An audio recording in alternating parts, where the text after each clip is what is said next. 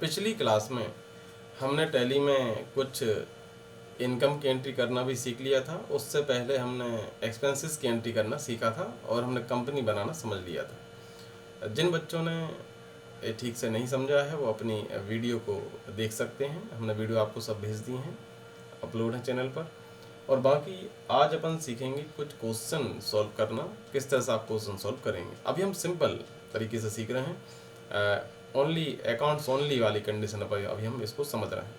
आने वाले टाइम में हम इसको विथ इन्वेंट्री में, अर्थात आप जो सामान लेते हैं क्या क्या आपने लिया है, किस कंपनी का है, क्या मॉडल नंबर है, किस रेट पर लिया है, सभी जानकारी विस्तार से आप लिखेंगे कि कब इसका मैन्युफैक्चरिंग डेट है, क्या एक्सपायर डेट है, पूरा विस्तार से आप जानकारी लिखना सीखेंगे।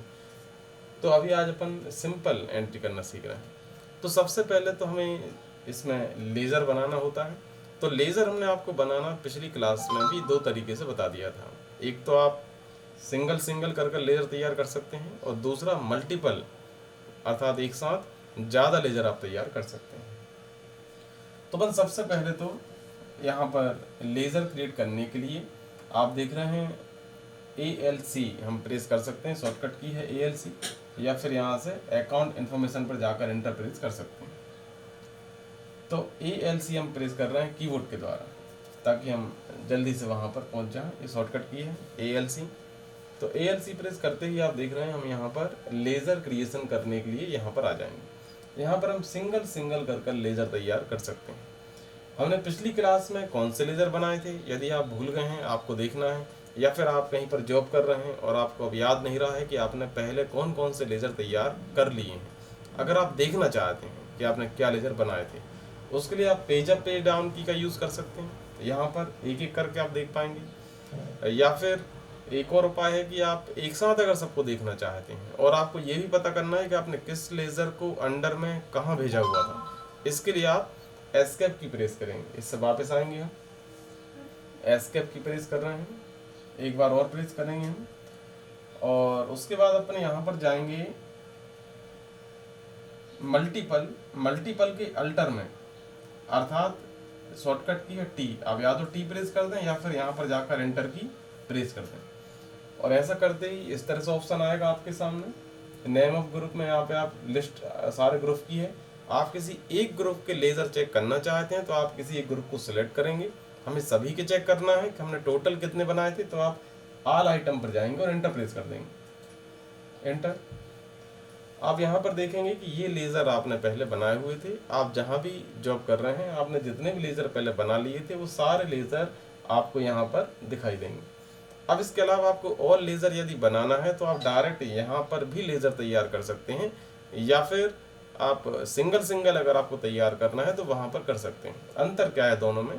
अंतर ये रहेगा कि यहाँ पर आप शॉर्टकट बना रहे हैं, सिर्फ नेम लिखेंगे लेज़र का, अंडर में कहाँ भेज रहे हैं और ओपनिंग बैलेंस। इसके अलावा आप यहाँ पर नहीं लिखेंगे कुछ भी। वहाँ पर आप जब लिखते हैं सिंगल सिंगल में, तो सिंगल में आप विस्तार से अगर आप किसी व्यक्ति का एड्रेस लिखना है वो भी आप लिख सकते हैं। जैसे आप लेनदार देनदार के लेज़र तैयार कर रहे हैं तो उनके एड्रेस, कॉन्टैक्ट नंबर वो भी आप लिख सकते हैं। यहाँ पर आप वो नहीं लिख पाएंगे। तो यहाँ पर आप सिर्फ एक्सपेंसेस और इनकम के लेज़र बनाएंगे तो ज़्यादा ठीक रहेगा। बाकी लेनदार देनदार के लेज़र आप सिंगल सिंगल बना सकते हैं।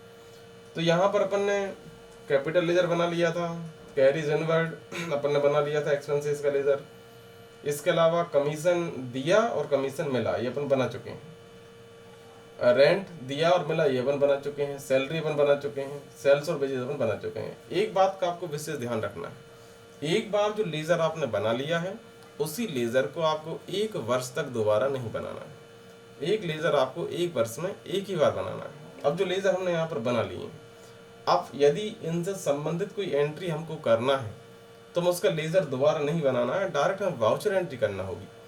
हम आपको करके दिखाते हैं। जैसे हमें रेंट देने की एंट्री करना है वाउचर में, तो अपन एस्केप बटन द्वारा वापस जा रहे हैं। अपन एस्केप की तब तक प्रेस करेंगे जब तक कि अपन गेटवे ऑफ टैली पर ना पहुंच जाएं, और गेटवे ऑफ टैली पर पहुंचने के बाद अपन V प्रेस करेंगे, V फॉर वाउचर।